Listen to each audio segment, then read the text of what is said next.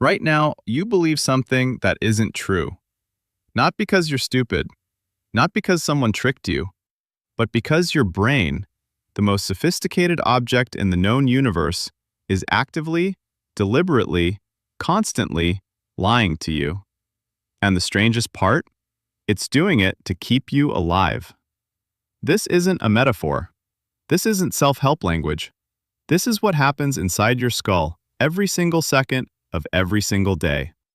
And once you understand why, you'll never look at your own thoughts the same way again. Let's go back. Way back. About 200,000 years ago, your ancestor is standing at the edge of a forest. It's getting dark. He hears something move in the bushes. His heart pounds. His palms sweat. Every muscle in his body tenses up. Was there actually a predator in those bushes? Probably not. Maybe it was the wind. Maybe it was a small bird. Maybe it was nothing at all. But here's the thing. If he assumed it was nothing and he was wrong, he was dead. If he assumed it was a predator and he was wrong, he wasted 3 seconds of adrenaline. That's the calculation your brain has been running for 200,000 years. Assume the worst. Always.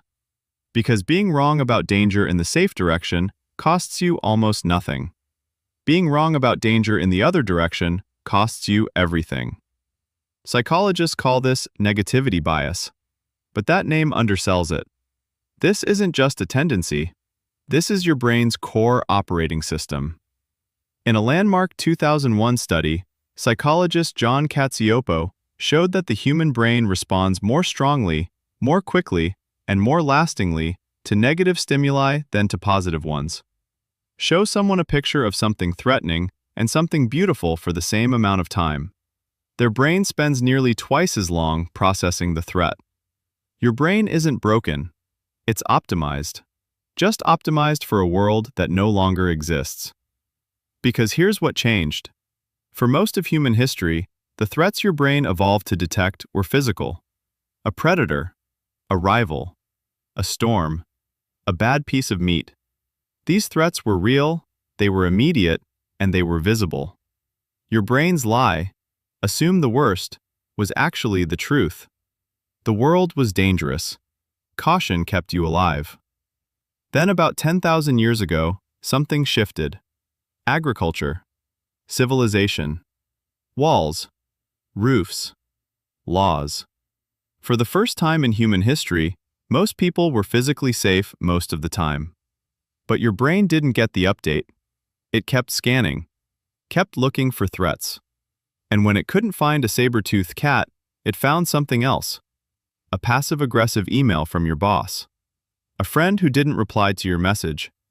A comment someone made 3 years ago that you still think about at 2 a.m. Your brain treats these things as survival threats. Not because they are, but because it can't tell the difference. Dr. Rick Hansen, a neuropsychologist at UC Berkeley, describes it this way. The brain is like Velcro for negative experiences and Teflon for positive ones. Bad things stick. Good things slide off. You get 10 compliments and 1 criticism. Which one do you remember? You have a great day and 1 moment of awkwardness. Which one replays in your head? You already know the answer. You've lived it 1,000 times. But it goes deeper than just remembering bad things. Your brain isn't just biased toward negativity. It's actively constructing a version of reality that keeps you on edge. Here's how it works. Your brain receives somewhere between 11 million and 40 million bits of sensory information every single second. From your eyes, your ears, your skin, your gut, everything. How much of that does your conscious mind actually process? About 40 bits. 40 out of 11 million. Your brain filters, compresses, and reconstructs reality before you ever become aware of it. And the filter isn't neutral. It's tuned to find what it's looking for, which, thanks to 200,000 years of evolution, is mostly danger, threat, and uncertainty. You don't see the world as it is. You see the world as your brain predicts it will be. And your brain's predictions are ancient. The neuroscientist Anil Seth at the University of Sussex calls conscious experience a controlled hallucination. Your brain is constantly generating a model of reality and then updating it with sensory input. But the model always comes first. The prediction always comes first. You are, right now, living inside a story your brain wrote before you woke up this morning. And that story has a very specific villain: uncertainty. Your brain hates uncertainty more than it hates bad news. A 2016 study by researchers at University College London found that people experienced more stress when there was a 50% chance of receiving a painful electric shock than when there was a 100% chance. Knowing something bad is coming is less stressful than not knowing. Think about that. Certain pain is more tolerable than uncertain pain. This is why you catastrophize. This is why you replay worst-case scenarios. Your brain would rather feel certain about something terrible than uncertain about something that might be fine. Your ancestor didn't have the luxury of wait and see. Waiting to find out if the rustle in the bushes was a leopard was not a viable strategy. So your brain evolved to close the loop fast, to fill in the gaps, to assume the worst and prepare accordingly. Every time you spiral into anxiety about something that hasn't happened yet, you are running ancient survival software in a world it wasn't designed for. But here's the part that changes everything. Knowing this doesn't just make you feel better, it actually rewires things. In the 1990s, scientists believed the brain was essentially fixed after childhood. What you had was what you had. Then a series of discoveries upended everything we thought we knew. The brain, it turns out, is plastic, malleable.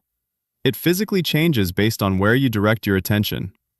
Neuroscientist Michael Merzenich spent decades studying what's now called neuroplasticity. His research showed that repeated mental experience, what you think about, what you practice, what you pay attention to, literally reshapes the physical structure of your brain. Your brain lies to you, but you can catch it in the lie. Not by fighting it, not by suppressing it, but by watching it, by naming what's happening, by saying, "My brain is running its danger scan again. It found an email. It's treating it like a leopard. I see you." That gap between the trigger and the reaction is where everything changes. That gap is something your ancestor didn't have. He needed to react in a fraction of a second. You have time, seconds, minutes, enough to notice the lie. Your brain built its story about the world in a forest 200,000 years ago, but you are not in that forest. You are here, right now, reading this, safe. And for the first time in the history of your species, you have the ability to look at the story your brain is telling and decide whether to believe it. The bushes are empty. You can put the spear down.